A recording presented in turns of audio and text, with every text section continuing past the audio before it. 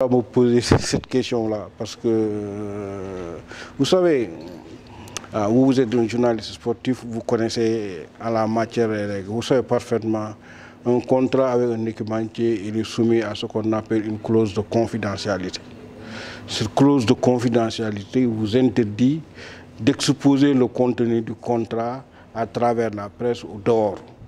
Cette clause de confidentialité existe dans le contrat, existait dans le contrat de Nike que moi je détiens par devers moi au niveau de mon bureau. Personne n'avait le droit de dévoiler le contenu de ce contrat. Et ça, c'est une pratique tout à fait normale. C'est même dans l'intérêt de la fédération. Parce que si vous dévoilez le contenu du contrat, les sommes payées, si demain, parce que c'est un contrat de 2 ans qui va s'expirer donc dans 2 ans, si demain vous voulez avoir un autre équipementier, vous ne pouvez pas avoir cette prétention. Ça, donc même dans l'intérêt de la fédération, on ne peut pas. Aujourd'hui, je pense pour la première fois dans un contrat avec un équipementier, la fédération aura, en plus du montant qui sera donné, des commissions sur les billets, sur les maillots qui seront vendus. Parce que, comme vous le savez, avant, on n'avait pas la possibilité d'avoir des maillots à vendre en original. Parce que ça coûtait cher et ce n'était pas prévu dans le contrat. Aujourd'hui, avec le nouvel équipementier, on aura en plus de l'enveloppe financière qui est donnée, une commission. Et là aussi, je ne peux pas te donner les chiffres, parce que le montant, parce que si je vous donne le montant, je trahis la clause de confidentialité.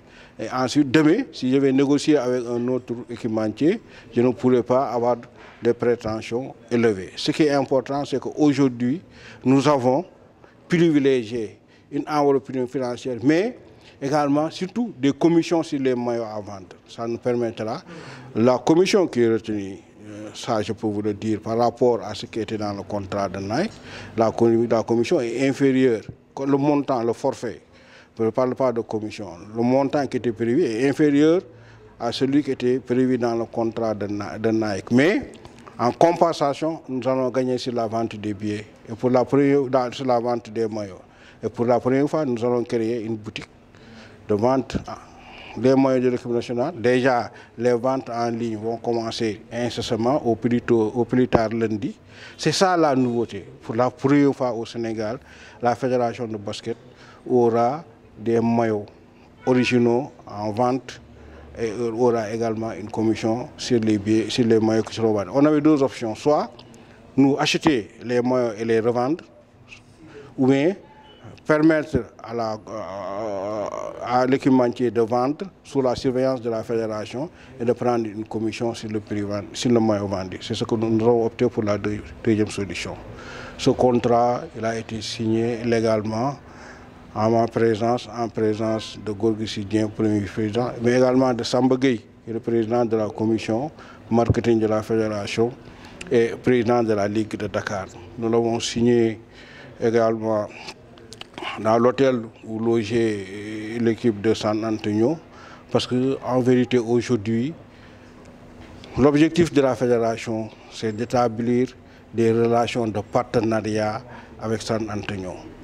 Permettre à la fédération sénégalaise de pouvoir envoyer des entraîneurs à San Antonio pour se former, suivre les entraînements. Et c'est la raison pour laquelle moi je me suis déplacé là-bas pour être présenté aux responsables de l'équipe. On m'a présenté le manager général de l'équipe avec qui j'ai fait un entretien. Et c'est San Antonio même qui a mis une salle à notre disposition pour la signature du contrat. C'est ça l'intérêt du basket sénégalais. Donc je tenais à remercier Gorgui Sidien pour ce travail-là qu'il a fait dans l'intérêt du basket sénégalais. Et je pense qu'aujourd'hui, il continue, depuis les États-Unis, à jouer son rôle de vice-président de la fédération. Il participe aux réunions de la fédération par visioconférence. Vous-même, vous l'avez constaté à la lecture de la dernière décision du bureau fédéral rendue dans l'affaire Code Diop de GBA, qu'il a participé et son nom figure parmi les personnes qui ont participer à la réunion.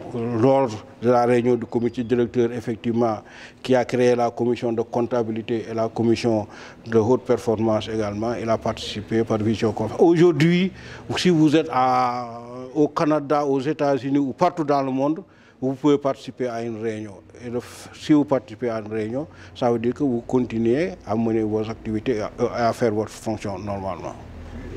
Par rapport à la fête quotidienne, vous venez de l'évoquer, vous avez quand même donné des détails là-dessus. Mais est-ce qu'il y a quand même quelque chose qui l'empêche réellement de venir au Sénégal? Non, mais il travaille, il est là-bas, il est dans l'encadrement. Il travaille au niveau. Est-ce qu'il doit laisser son travail pour venir?